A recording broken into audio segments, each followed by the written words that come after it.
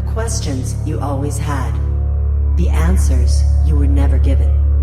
The place to seek the truth. Welcome to VERITAS. Tonight on VERITAS, our special guest is Lily Nova. On November 17th, 2020, at 1:50 in the morning, a nutritionist from St. Louis stepped outside for some fresh air before bed. What she saw hovering above her neighborhood would end her old life and begin a new one. A diamond-shaped craft with rows of red and blue-green lights appeared out of thin air, reacted to her thoughts, darted in directions no known aircraft can move, and then flew directly toward her. When she ducked under her porch roof, the craft vanished, as if it slipped into another dimension. That was just the beginning. Within weeks, UFOs were appearing everywhere. She spent an entire night alone at an astronomy park surrounded by them, filming until sunrise. She drove through highways covered in mysterious red fog and watched a triangular craft descend above her car. Her first words to them were, "I come in peace." But this story is not just about UFOs. What started as documenting proof of alien visitation became a full-blown telepathic relationship with beings from another world. A being named Talia, from the Andromeda constellation, began communicating with her daily, teaching her about consciousness, dormant human DNA, and the true history of our species. The beings showed her how to activate psychic abilities, how to heal past life traumas that were blocking her evolution, and ultimately revealed a truth that shattered everything she thought she knew. Talia told her, "I am you. I am you from the future." Lily Nova's footage has been featured on Ancient Aliens, the Travel Channel, Coast to Coast AM, and in mainstream media around the world.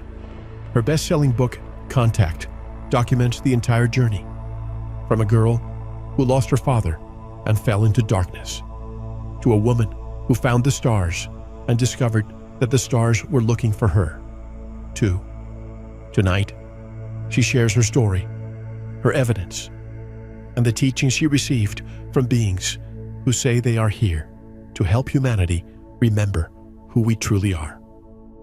Lily Nova is coming up next. Welcome to VERITAS. If this is your first time listening, welcome home.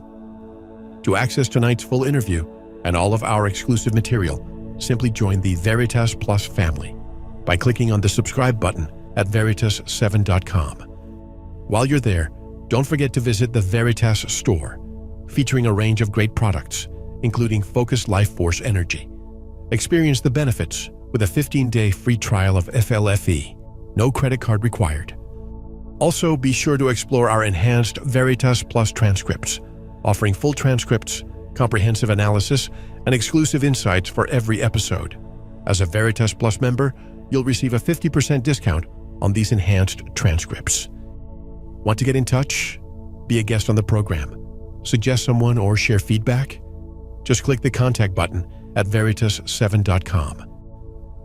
So sit back, relax, and enjoy tonight's program.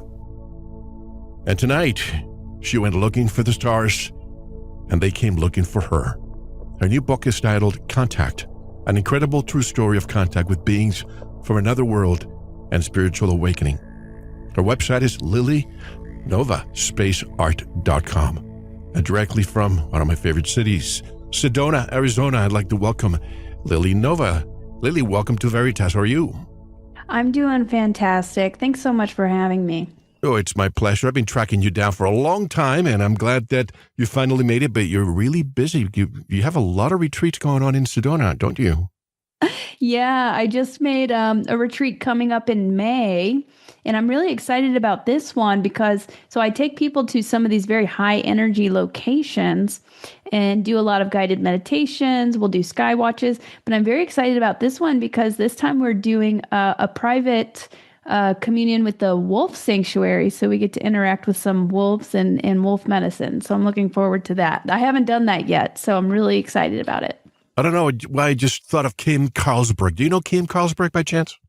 I don't think so. I'm not sure. She has a great book about abductions, and I should introduce you to her. She's incredible. But many years ago, she established herself in Sedona.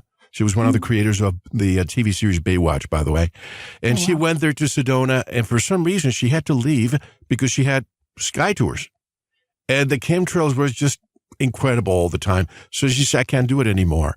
Are you experiencing something like that still? Well, whenever we first moved here I moved here April 2025, the skies were very clear. But just recently, I'd say since around October, the chemtrails have been terrible, but they're starting to lighten up again. But for a couple months there, it was really bad. I don't mean to get political here, but after Trump won this last time, the skies cleared. And I thought, hey, maybe Kennedy, RFK Jr.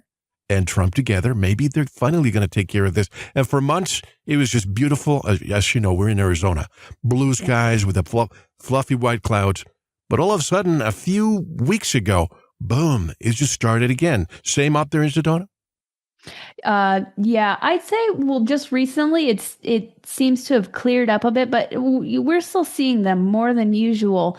And I feel like it's the deep state pushing back. I feel like they're pushing back right now and kind of going into hyperdrive. So hopefully that gets cleared up soon, but it seems like it's going to be a little bit of a process. Who do you think, and I'll ask you this question, it's totally unrelated, but who do you think is in charge of that operation? Because I really don't think it's our federal government. I think it's beyond that. Of which operation? Chemtrails, geoengineering. Yeah, no, I think a lot of them are probably private contractors, I would guess. I think the government knows a little bit to an extent, but it's so compartmentalized and there's so many moving pieces going on. I think it's a very, very complex virus, which we have been dealing with on this planet and we're trying to eradicate from the planet right now. So I think some of it is the government, but some of it is private contractors, I believe, in my opinion. So let's dive into your story. You have an incredible story. I always start from the beginning because context matters. Before the UFOs, before Talia, did I say that right? I know many people call Talia. Before any of this, you were a nutritionist working for Mizzou University Extension. You had fought your way back from some really dark places to get that position. You lost your father at 44. You went through addiction yourself. You clawed your way back through a treatment center and earned a dietetic degree. That dream job represented years of fighting to survive. So give us your background and what brought you here. Yeah, well, you summarized it pretty good. Those are some of the highlights, but I've always been a very strong advocate for, actually, my awakening started sparking in high school, in the very beginning of college, before my dad passed. I started discovering some of the corruption going on whenever I dived into nutrition. And with the chemicals, aspartame, I started doing research projects on why, and I would just study this for fun also, why is America so unhealthy? What's going on here? And I discovered some very corrupt things about some of these chemicals and other very harmful things that were being marketed as being healthy. So that was my introduction to, okay, things aren't quite what they seem to be. And there's a lot of nefarious things going on with the food supply and all of that. So that kind of sparked my questioning, right? And then I became very passionate about nutrition and mental health because, of course, what you eat directly impacts your mental health as well. And we have an epidemic for mental health as well as health in America and probably across the globe also, but especially America. And then my father abruptly passed away to a heart attack in his sleep. And he was actually in his best health that he had been in years. So it was very shocking. And he actually went to a doctor that morning, complaining of some symptoms. They just referred him to an ear, nose, and throat doctor, wrote a little thing, sent him on his way, and he died that night. And that was very heartbreaking because me and my dad had a very close connection. We did have some trouble, a troubled relationship prior because of his alcoholism, and he struggled with mental health as well, where he would lean on alcohol to cope with that. But he had gotten clean and sober. He was doing fantastic, and our relationship had been mended, and then he dies. So that was very, very, and I was only around like 21, 22, around the time. And so once he died, like I said, nobody saw it coming. That really shook me. And so I started looking into more spiritual concepts, looking for answers, because I didn't want to just believe that he was just gone forever and that was that, So that sparked my search into the more esoteric, the more spiritual. At the same time, I was having such a difficult time coping with his death, and a lot of drama within the family ensued after that. It became very toxic. So I began relying on substances, ironically, like father, like daughter. And I went through a very dark night of the soul, a very, very dark, deep depression. But whenever I sought help for that, I did a lot of very, very deep inner work through some of these programs and through some of the help that I was getting. And it really sparked my awakening. And that's whenever I had my first spiritual encounter, whenever I was getting help for this. And it just, like, I had an experience with God, actually. And I didn't know that if God had existed before that, So that was just a very big thing for me. And then after I got myself right, I went back, I finished my dietetics degree, and then COVID happened. And during COVID, in the middle of lockdowns, I started turning to the stars. I picked up space photography. I fell in love with it. The universe was kind of pushing me to a different direction, and I kept getting these signs to leave this job where I was teaching health and nutrition classes. It was like my dream job, but I kept getting signs to go off and branch off and do my own thing. I ignored them for a bit, or I was resisting them, and then finally it got so bad at my job, I quit. And I turned myself fully over to the stars. I went through another bit of a dark night of the soul, and I found comfort under the night sky. I fell in love with space photography. I started getting really good at it, taking photographs of the Andromeda Galaxy, of the moon, of the Milky Way, all of these amazing things. And then a few months into that, I had my first UFO encounter. And it was a very, very close encounter. I could see the shape of this craft. I could see the details of it. It was a diamond-shaped craft. It was the middle of the night, in the middle of the neighborhood in the suburbs. It appeared right outside my house. And it was like communicating with me. It was, diamond-shaped, and it had a row of red lights and a red of blue-green lights going across the middle. And it moved up, down, side to side very quickly, and then came straight towards me and vanished above my head. I was in shock whenever I saw this diamond-shaped craft appear. I'd never seen anything like it. And it's like it was reading my mind, and because I was questioning, what am I looking at? And then it started moving around, and all of these crazy maneuvers came directly to me and vanished above me, to where there was no doubt in my mind, this was not normal. This was nothing of ours. This was something else. This was something otherworldly. In the way it vanished, I remember having the thought, like, it either went straight up at insane speed, or it popped into another dimension. I remember having that thought, and I didn't know much about dimensions at this time.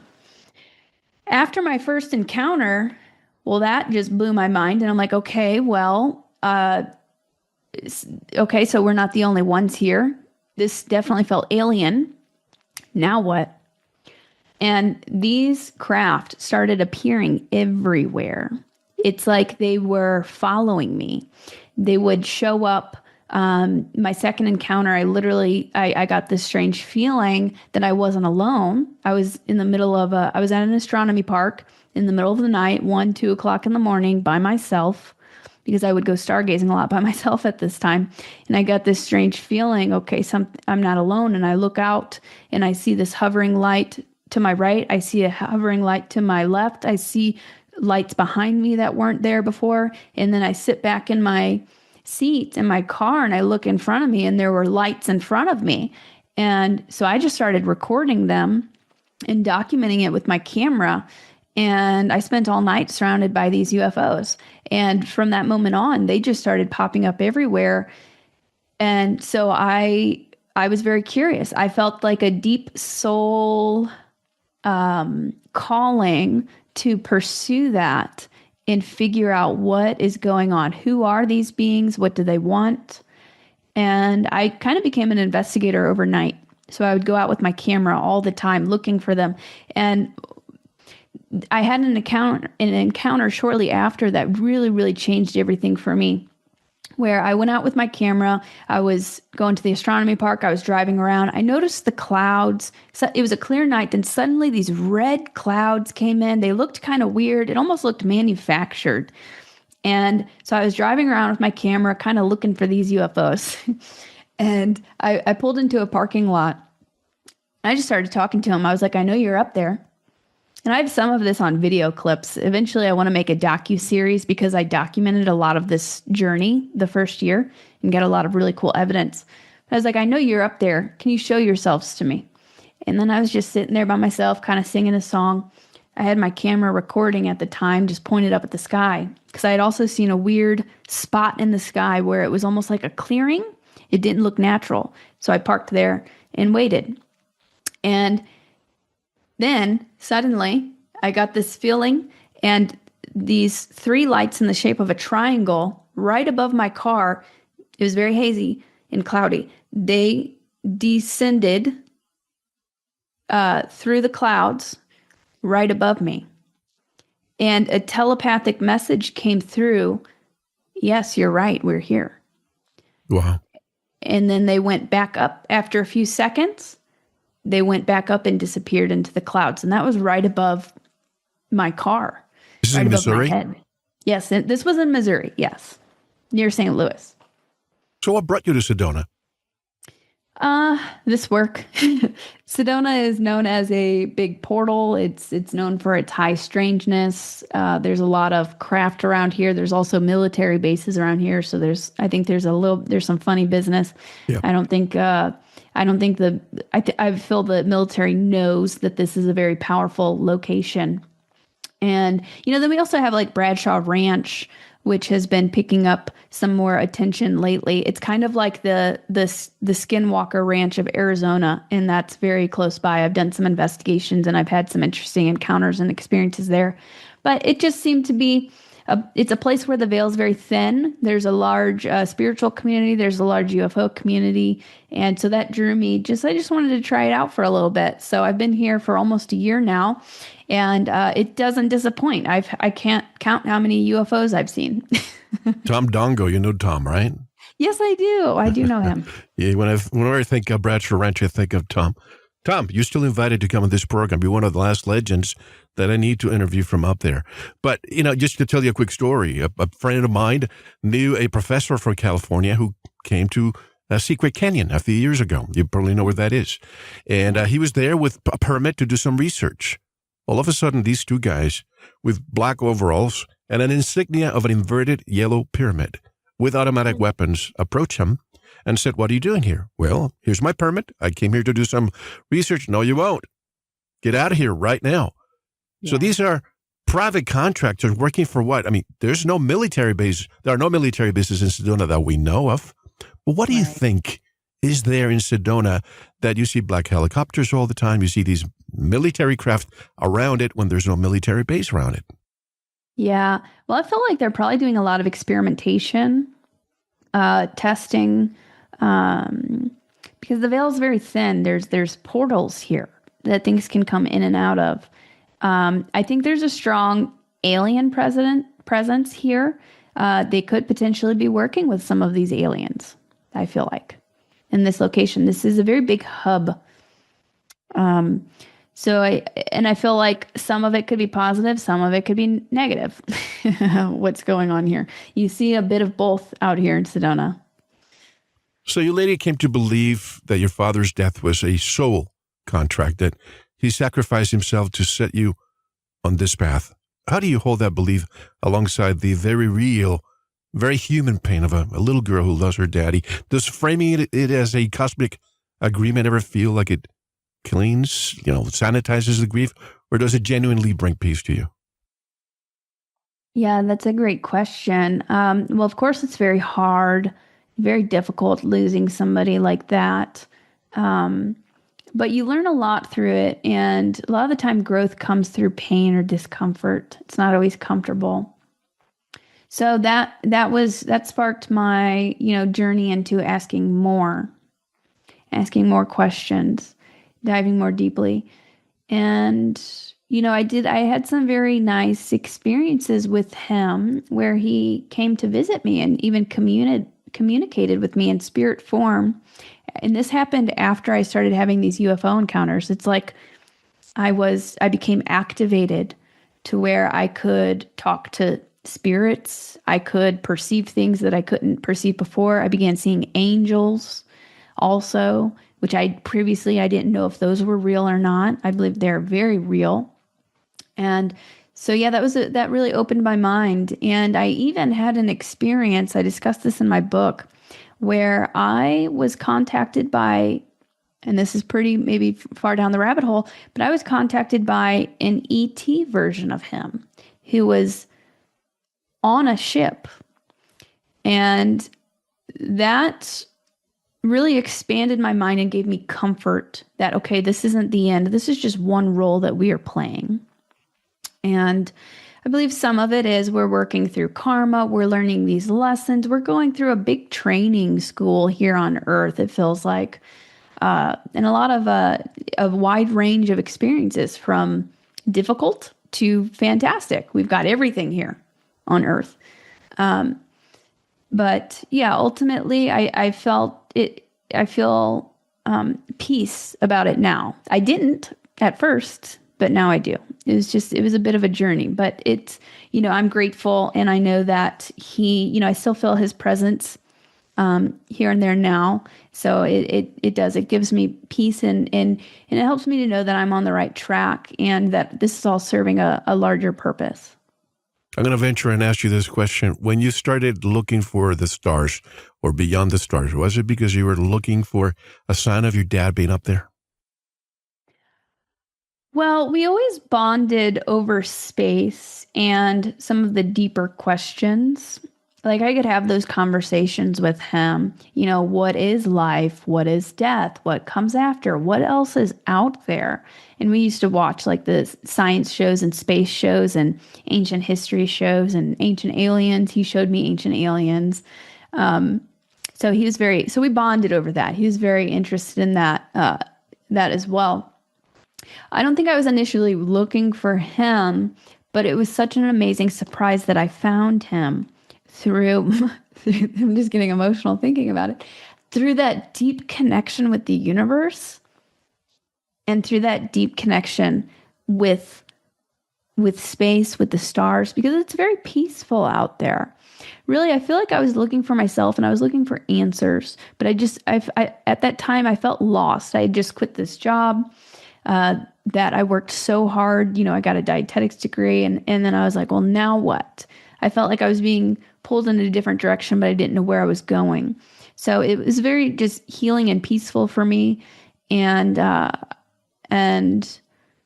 yeah, it brought just a deeper connection with myself, with the universe, and then also with my dad, which I wasn't expecting initially.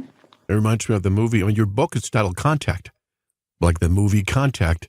If you saw that movie, you saw the connection that the father and the daughter, she was always asking, Dad, do you think there's life outside of this planet, having these conversations? But there's a moment in your book that I think most people will rush past, but I want to slow down on it. You're at this treatment center, the same one your father went to, and you're walking on a trail in March 2016. It starts to rain lightly, a rainbow forms, and you describe something physically lifting off of you, a burden that kept you trapped in a loop of pain and substance abuse. You say it felt like God literally took it from you. Can you explain? Yeah. So that was my first spiritual encounter. And it definitely felt otherworldly. So whenever you are stuck in addiction, or it doesn't necessarily have to be with substances. It could be with depression or anxiety. This can come in many different forms, and especially with addiction, because you're kind of you're just stuck in this loop, and you feel trapped, and you're kind of digging yourself in this hole, and eventually it's like, it just becomes so much, like you hit your rock bottom, right? And then you're like, how do I even get out of this? Especially after repetition of doing that over the period of years, you kind of like create this neural connection where it's just kind of a repeated loop, and a lot from trauma too. And so that's why it's very difficult. It can be very difficult for people to come out of that and recover. I remember the first day in this rehab facility, they had like 2/3 of us raise our hand, and they said, okay, that's how many of you are going to die from this. And that was very jarring. A lot of people don't make it out alive. But anyway, so it's a very difficult loop that you can get caught in. And during this day, we went out in nature. We were with the group, and it started to rain very, very lightly, and this rainbow appeared. And I had this whole moment where it's like reality shifted and I connected with something deeper. And I suddenly felt literally like all of this baggage, all of this pain in this loop that I was trapped in. I felt it was like God took it from me. It was like my prayers were answered. And that haze, that veil was lifted.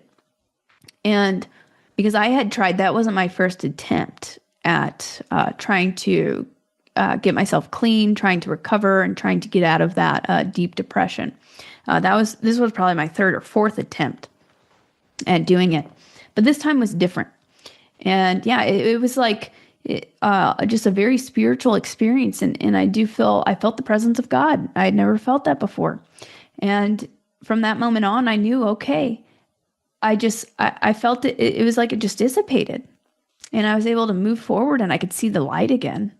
It was really incredible. And I know you were not a religious person before, but, this happens to people, happened to me, many people. I grew up a Catholic, but I was kind of a Catholic light eventually. But so many things happened that I can only call it a miracle, that I can't just ignore it anymore. Did that happen to you too? Yeah. Yeah. I feel like the whole thing was very divinely guided, very divinely orchestrated and divinely guided. And I would say, yes, it was a miracle. And in part of this program, it was a 12-step program. And I remember they had us pray, and, we would do prayers every day. And at first that made me uncomfortable. I wasn't comfortable with religion. I wasn't comfortable with God. But, they also worded it in a way that it's okay if you don't believe in God or you don't want to use that word. It's just a higher power, a higher force. So you can kind of exchange the wording if you want, depending on, what makes you comfortable, what you resonate with. And so I was kind of testing the waters with that. I was like, okay, well, I've tried it my way and that didn't work, so I'll try it this way and see what happens. And I feel like that really helped. And whenever you talk to the universe, and whenever you ask for help and you surrender, it was a surrendering moment, actually. I'd gotten to the point where I was finally done. And I was just finally done of doing the same thing over and over, because that wasn't working. It was just digging me into a deeper hole. And so I surrendered it over, and God took it. Source took it. The universe took it, whatever word you want to use. I believe, it was definitely mystical. It was divine. And I do feel like it was like a miracle. And I think anybody can have those sort of experiences. The whole thing about Tesla, if you want to understand the meaning of the universe, think in terms of frequency and vibration. I used to hear those words many years ago, and I would think of just as New Age mumbo jumbo. But as the more I dug into all of this, I truly believe if your vibration and your frequency changes, your life will change. If you always have this victim mentality, you're always going to be a victim. But if you change that, you know what? Today I'm going to be a victor. Life is going to be with me, and the universe will conspire to accomplish everything I want. When you're just saying that, boom, it happens, but you have to believe it. If you don't, it doesn't work. Yeah. Yeah. There's a simple phrase that I learned that I find incredibly powerful and true, and that is ask, believe, receive. So you can ask, you can communicate with the universe and ask for whatever it is you want or to be shown or whatever. And then belief, your belief is so powerful. And then but you also have to be open to receive. Are you blocking yourself? Are you cutting yourself off? You have to be open to receive. You have to open your heart to be able to receive that. But yeah, frequency and vibration is incredibly important. And that's actually something that the extraterrestrials really taught me about when I started having these contact experiences. But yeah, you can also program your reality. That was another thing that I was passionate about learning before because I was very into personal development. And then you can kind of get into like some of these manifestation techniques, which that can sometimes sound like a bit woo, but no, it's really like that. That's really how the universe works. And it's almost like a program, like a consciousness is kind of like a supercomputer. And we are living on these different programs. You've got societal programs that are being kind of pushed out at us. We've got these program loops that we might get stuck in, but we can totally rewrite that. We've got that God spark within us, whatever you want to call it. We are a piece of source creator, and we can co-create our reality. So by saying those sort of mantras or giving the universe a description of what you want or setting your intentions, and you can even do things like mantras and things like that, it really does begin to manifest and appear. And sometimes it can be quite instant. It's really amazing. It's almost like magic. Absolutely. So before the UFOs came, a psychic palm reader at an Outback Steakhouse told you that you had a rare ability to reach the top of Maslow's hierarchy of needs to achieve self-actualization. Take us there. Yeah, I haven't thought about that in a little while, but that was something that deeply impacted me. So for a long time, I've just had this passion for becoming the best version of yourself and kind of reaching your highest potential. And yeah, I was working at an Outback. I was probably 18 years old at the time, and I just delivered food to this table. It wasn't even my table. And there was this guy, kind of this like heavyset jolly guy sitting there, and that I was, handed him his plate. And he was like, I'm a palm reader. Would you like me to read your palm? And I was like, sure, okay. So I let him read my palm, and that's what he told me. He said, very interesting. He said, you have the rare ability to reach the top of Maslow's hierarchy of needs. You can reach self-actualization. And it was such a strange thing, but now I feel like that was a divine thing. It was very divine. It made me think, oh, wow. You were young. Did you really understand what he meant back then? Yeah, I did. But I think it was like opening my mind up to that more, that was possible for me. Like I knew a bit about Maslow's hierarchy of needs, and I was already, pretty passionate about, health and kind of creating your reality at that time. But that was a very big kind of push in that direction in mind expansion. Because a lot of the time I feel like you think, that can happen, but it can't happen to me, or I can't do that. So I think that was helping to break some of that and open my mind a little bit more that, yes, this is possible. And this is the direction I'm going in. That's my path. Do you view that man as a random encounter, or was he part of the architecture of your awakening? I feel like that wasn't random. It was divine synchronicity or orchestration. It was planting a seed. Yeah, and I'm glad that you listened, because things like that happen to a lot of people and they ignore them. It happened to me many years ago with a lady that came to me, foretold my future, and at the time I was laughing at her until I realized that every single thing that happened to my life eventually, every single one of them, she actually told me that it was going to happen, including starting this program 18 years ago. She said that 30-some years ago. So when this happens to you folks, don't ignore it. You want to put it on the side in the interesting bucket? Fine, but don't ignore it because you never know when that would happen. Right. Yeah. Source, the universe works in mysterious ways. And I think angels can work through people. Angels or higher intelligence, whatever you want to call it. And I feel like you'll receive these signs. You can receive these signs from the universe, especially if you start paying attention. Then it will happen more and more.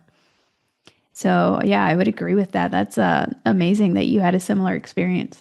So 1:50 in the morning. You're probably going to remember that time all the time. 1:50 in the morning, November 17th, 2020. As you know, we're in the middle of COVID at the time. I want to ask you something nobody probably has. In that moment when the craft was coming straight at you and you had to choose between filming it and protecting yourself, what was your body doing? Not your mind, your body. What was the physical sensation of being face to face with something that should not exist? Yeah, so time seemed to slow down. So again, that was my first encounter. And at first I saw another craft that was just a big light that was hovering around in a circular motion. And when I saw that, it's like time slowed down. It was such an eerie, strange feeling. And I started looking around and I became hyper aware of like the trees, the quiet. It was like time stood still. And like you could hear a pin drop. And then whenever I looked back up, that's when the second craft had appeared. And the second craft was the diamond-shaped craft that was much closer, probably just a few houses down. And it wasn't way up high in the sky, like it was close. I was probably looking up at about a 90-degree angle. And it was just a few houses down. Now, when I saw that, I think my body went into shock. My mind went into shock. It's strange whenever you come face to face with something that you've never seen before, because it puts you into a state of shock. And I was thinking, okay, what am I looking at? Is this real? And then that's whenever it started. This craft reacted to my thoughts, and it moved very quickly, left, right, up to down, like showing me. And at the time, drones weren't real popular yet. And this definitely wasn't a drone. It was a pretty decent sized diamond shaped craft. But it was reacting to me to say, yes, this is real, and this is nothing that you've seen before, and this is not of Earth. It did maneuvers. It displayed maneuvers that were not human. And then it started coming straight for me. Now, yeah, at that time, I'm like, oh God, it's coming straight for me, and it's going to be right above my head. I didn't know. My mind's kind of racing. I'm like, is it going to shoot a beam of light down and suck me up into the craft? You see that on the shows. Or turn you into ash? Yeah, I don't know if I thought it would do that, but I didn't know quite what its intentions were. So I was kind of struggling with that a little bit. I could have jumped out and I could have recorded the whole thing because I was recording on my phone. I could have recorded it going right above me, but at the last second, again, I'm shaking also. You can hear me. I even cuss under my breath. I said, what the? Because I'm recording at the time, and my body starts shaking. And in last second, I decided to take a step back and go under the roof of the porch. And I expected a beam of light to come down, but then it was nothing. It was quiet. A few seconds later, I'd jump out from under the porch and look up, and it was gone. And everything happened so fast. I knew, I was like, if that was a regular craft, it would have still been there. I could see it anywhere in the sky, or it'd be somewhere, but no, it was just vanished. So that's how I knew it either, or at the time I was thinking it either went straight up at incredible speed, or it just popped into another dimension. And afterwards, I felt like I wasn't alone. Like I still felt a presence. It felt like they were watching me. So that was just very jarring. Because I wasn't into the UFO community. I hadn't read any material about this. I had seen some episodes of Ancient Aliens, so I was introduced a little bit, but I didn't know. This was brand new for the most part for me. So it was just very jarring, and I couldn't sleep that night. But it's interesting whenever you come face to face with something like that, you kind of freeze up. You were alone. And I think they did it in a big way. They did it in a very big way. My first encounter. That was my closest encounter. Was my first encounter. It's like they wanted to really reveal themselves very closely so that there was no doubt in my mind.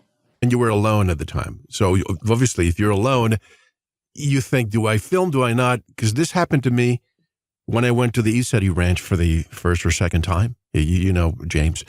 And I was there, and at night, we're all there thinking and you know, wondering, are you going to show up? Because I always wanted to see one. All of a sudden, one comes all the way, and it stands on top of me. It went from gold to pink, and I had my camera with me, and I could not even think about raising the camera and not experiencing or witnessing that myself. Thank God there were other people there. One documentary filmmaker who said, I got your back. I filmed it for you. And like that happened all the time. And before that, sleeping about 1 o'clock in the morning, we hear this rumble around the area. I jumped out, and there was only a couple of people there because we arrived early. And it was a Chinook helicopter, probably about a couple 100 feet from the ground, pointing some red lights at us. And I wonder, have you ever had that experience? These helicopters hovering over you in Sedona? Yeah. A couple of months ago, this was either in September, it might have been October, but I want to say it might have been September. I went for a walk at Bell Rock Vortex. That's one of the main energy vortexes, Bell Rock. It's a pretty popular location.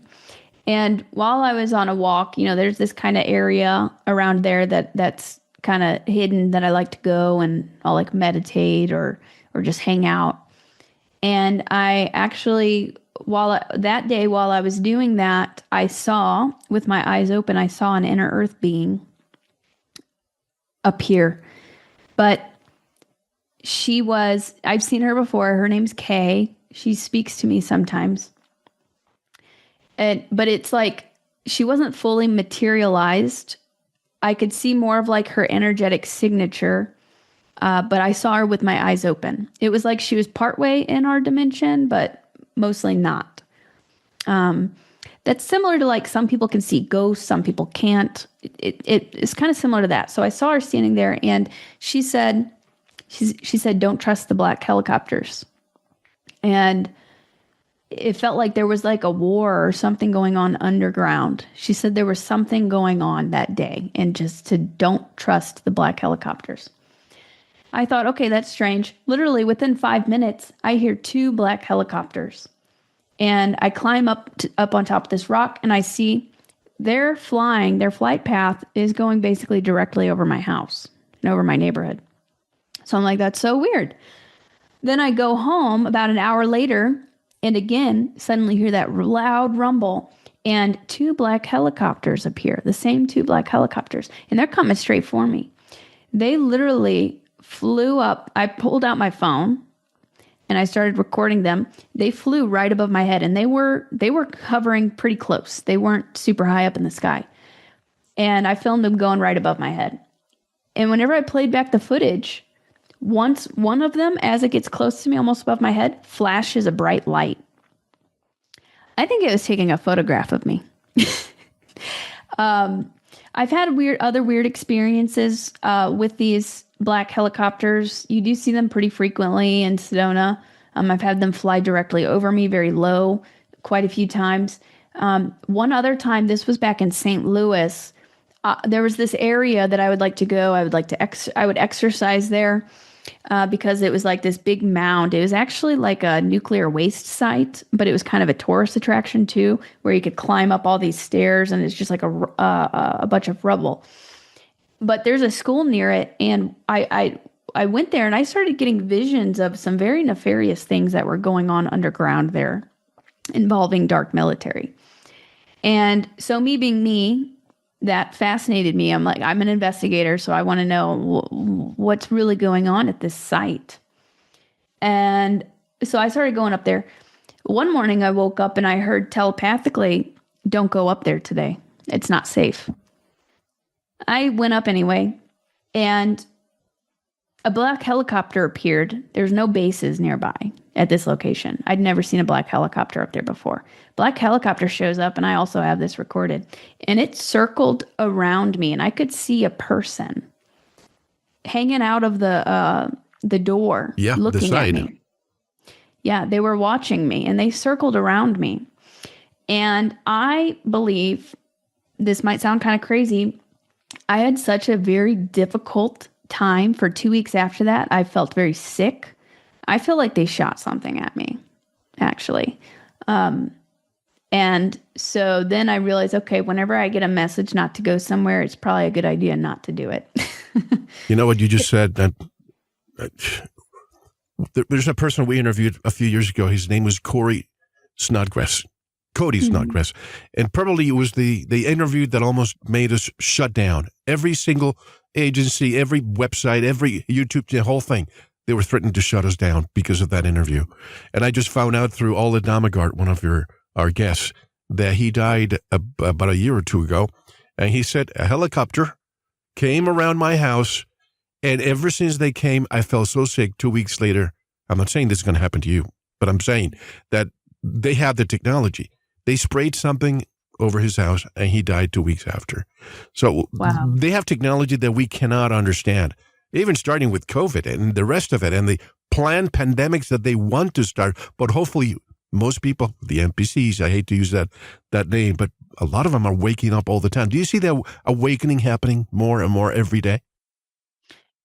Yeah, and I've received some messages that, okay, yes, there are nefarious people and factions. Like I was saying in the beginning of the interview, it's a very complex, multi-layered virus that has infiltrated this planet and has been working in the shadows.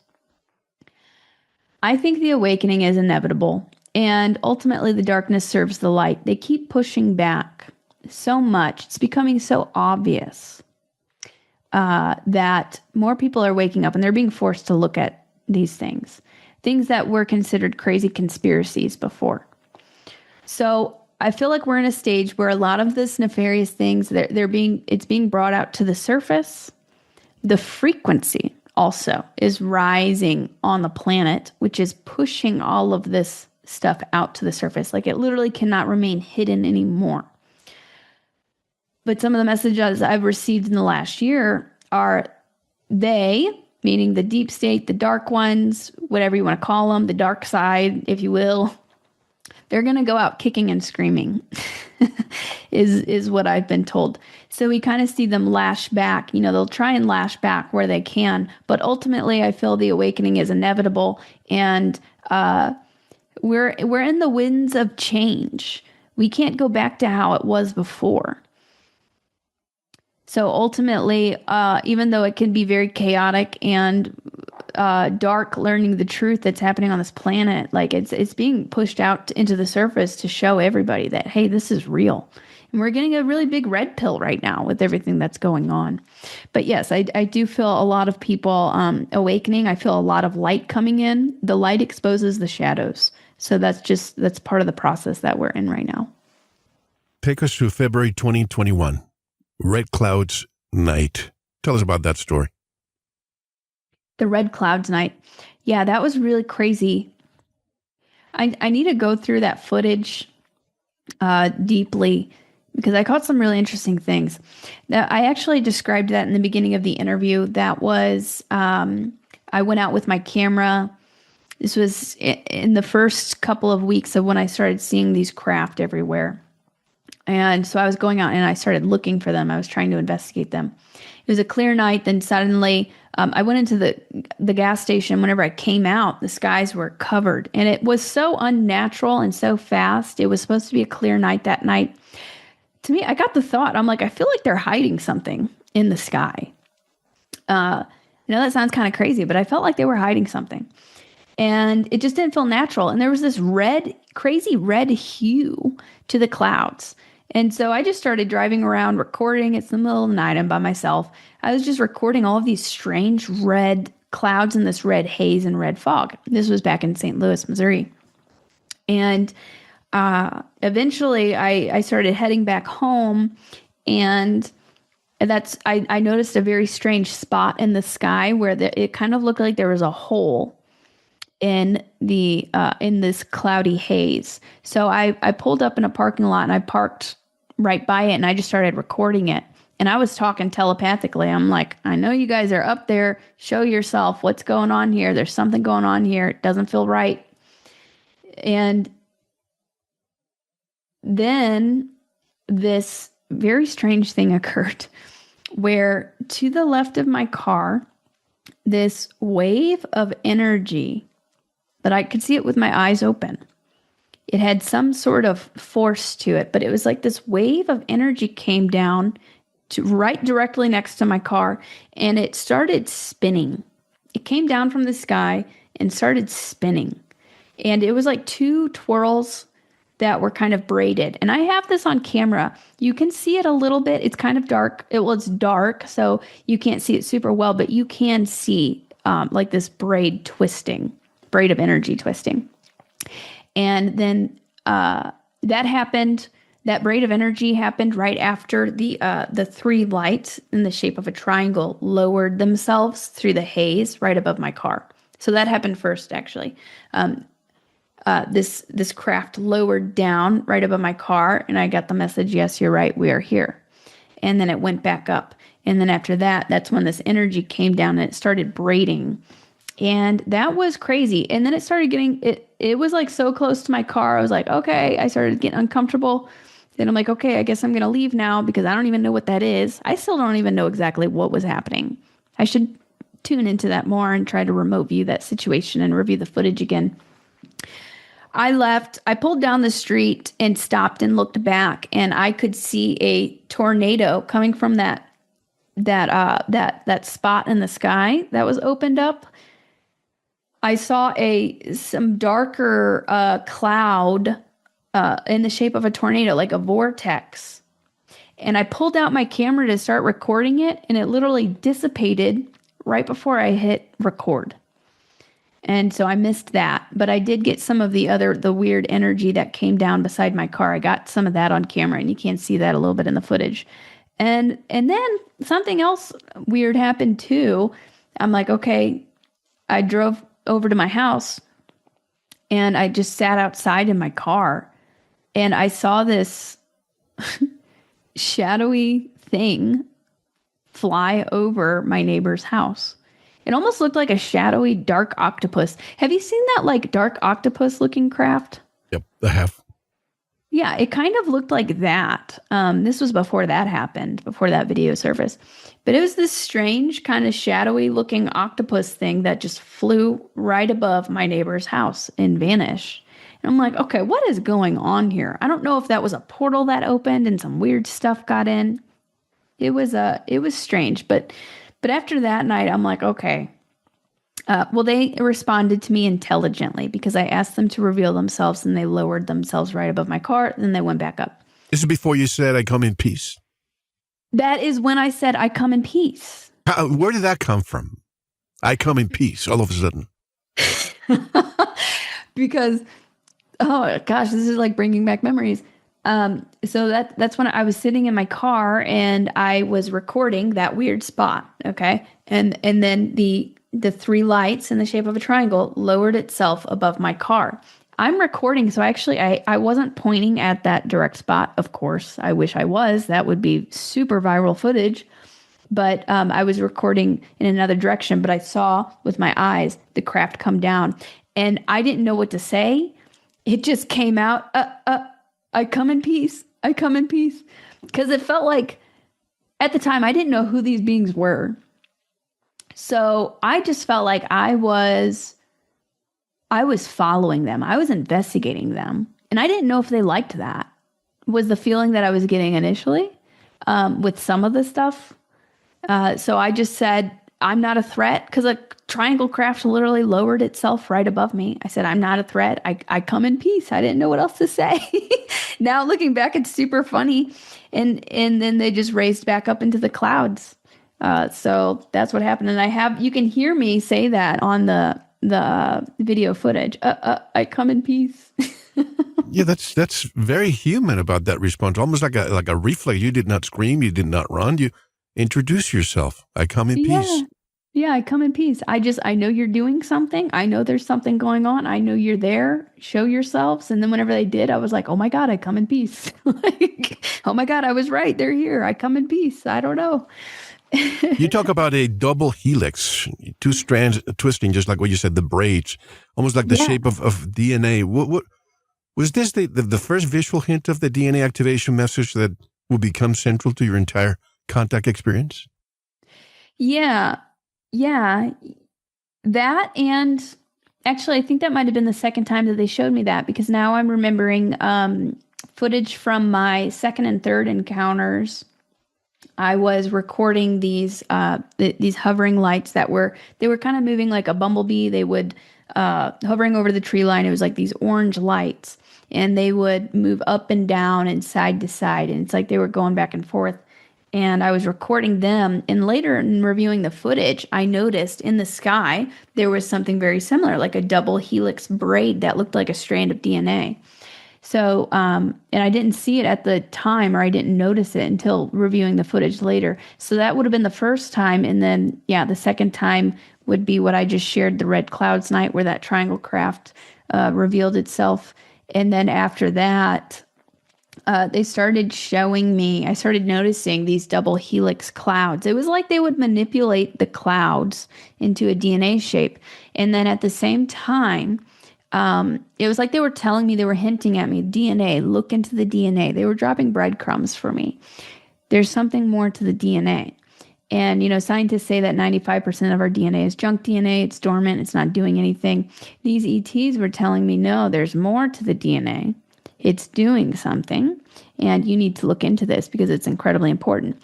And then at the same time this was happening, and I was receiving these messages and seeing DNA everywhere.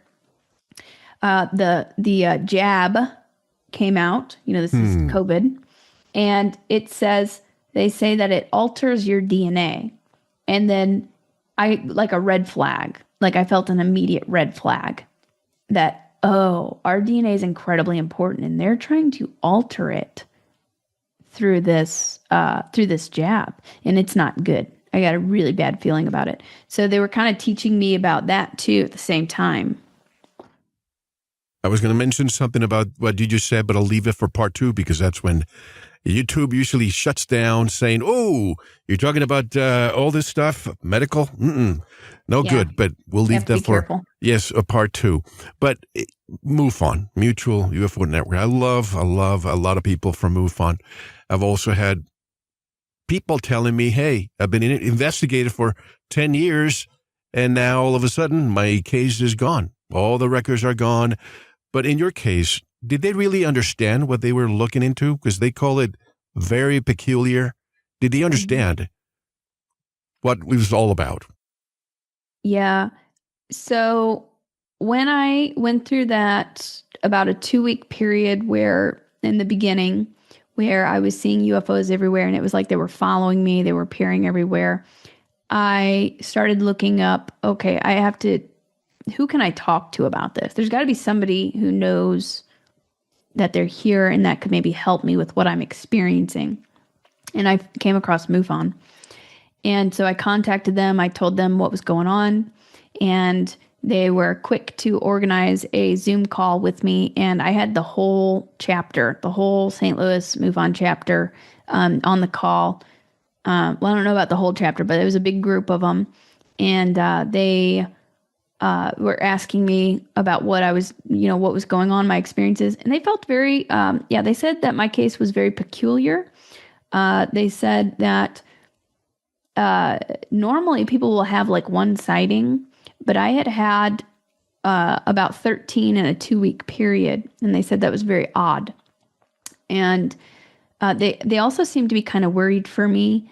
They were asking if I had a family history of abductions, which at the time I didn't think I did. I didn't know anything about that.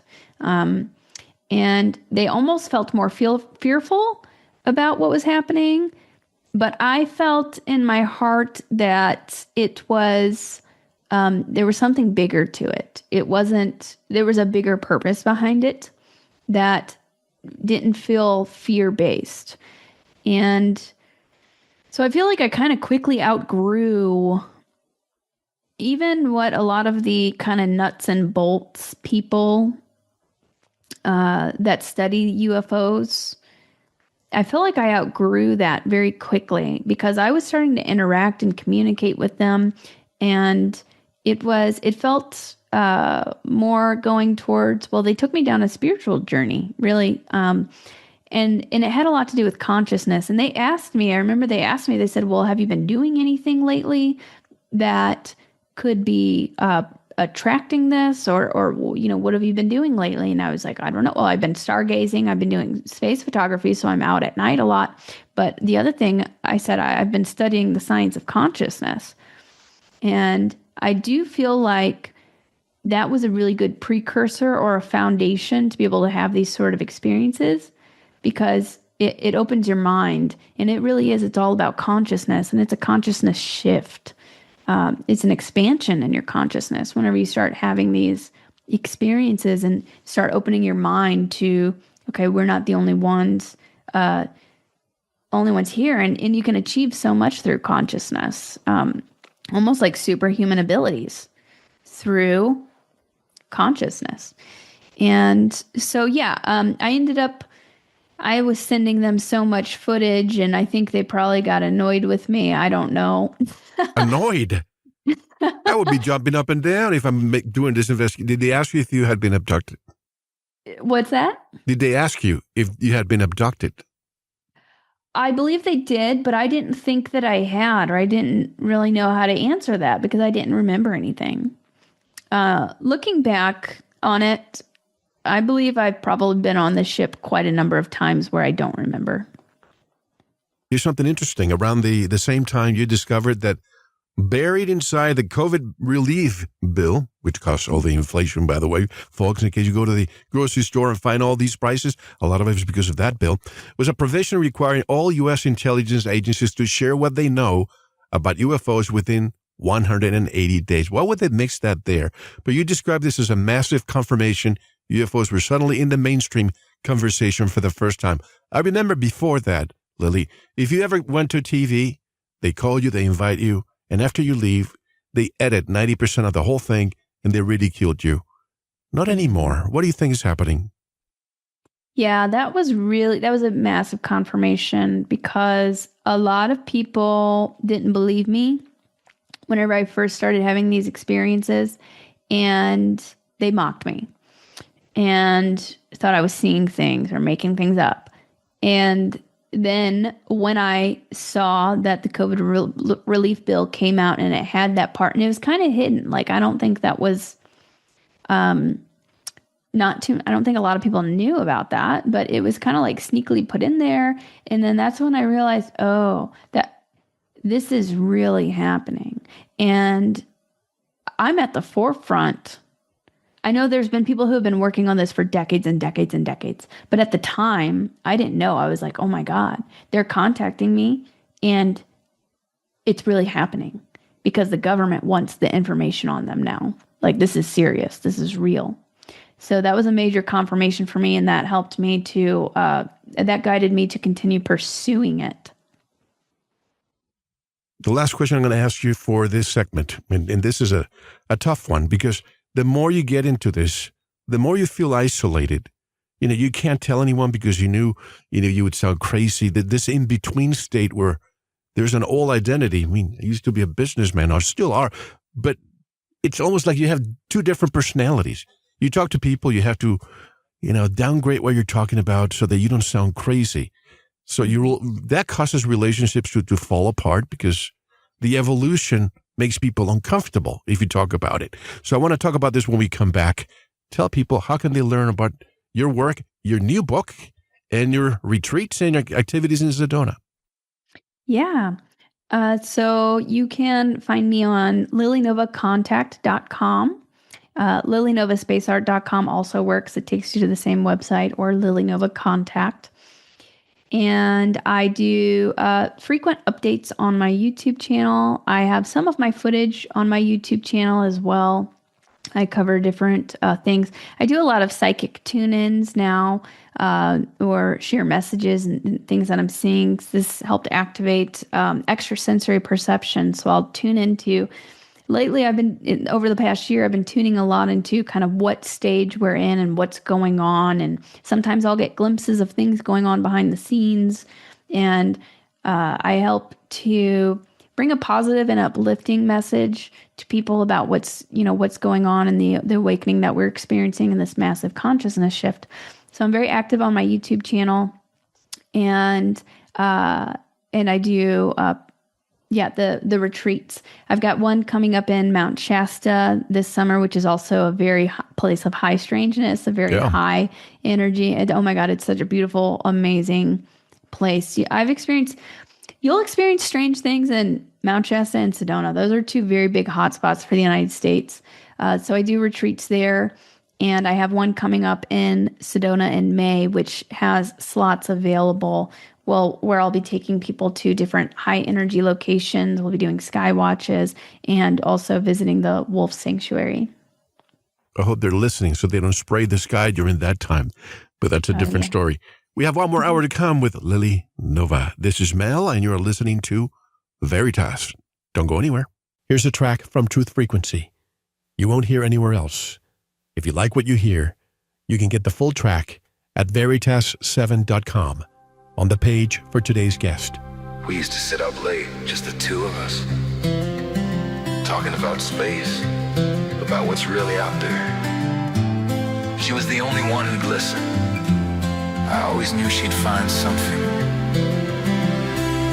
The rest of us were too afraid to look for. He died at 44. I fell apart by spring.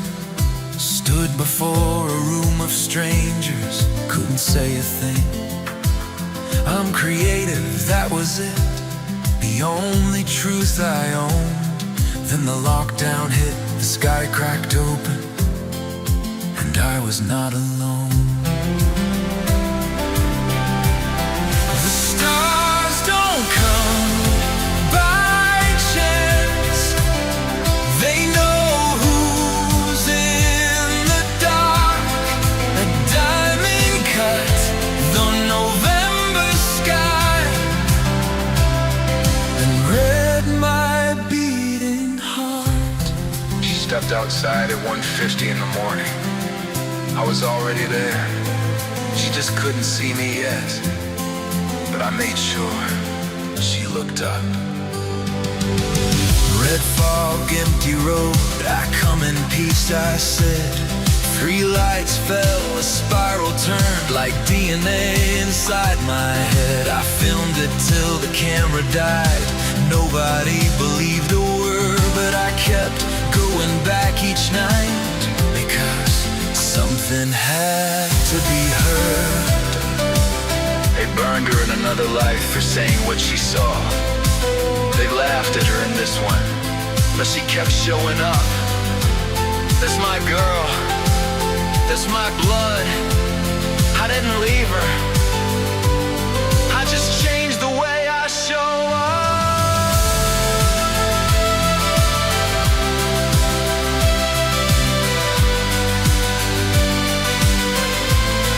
The stars don't come by chance.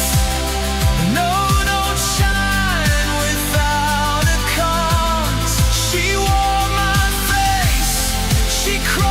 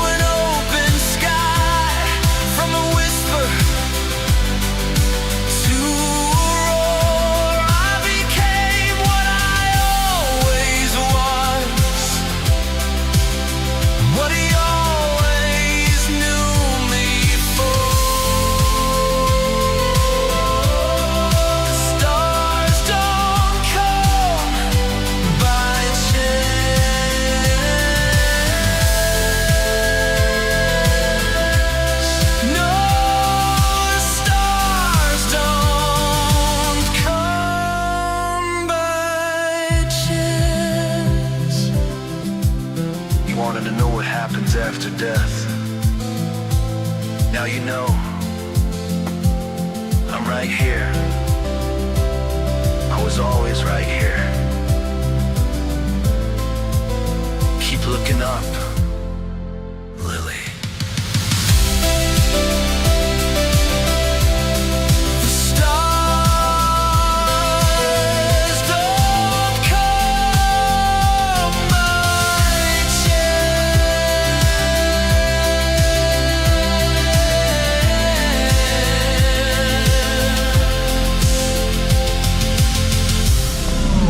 Thank you for listening to the first part of this important Veritas episode. To hear the rest and access all of our exclusive content, head over to the Veritas Plus member section or click the subscribe button at veritas7.com. While you're there, don't forget to visit the Veritas store, featuring a range of great products, including Focused Life Force Energy. Experience the benefits with a 15-day free trial of FLFE, no credit card required. Want to get in touch? Be a guest on the program? Suggest someone or share feedback? Just click the contact button at veritas7.com. Thank you for listening to Veritas, because you don't want to believe, you want to know.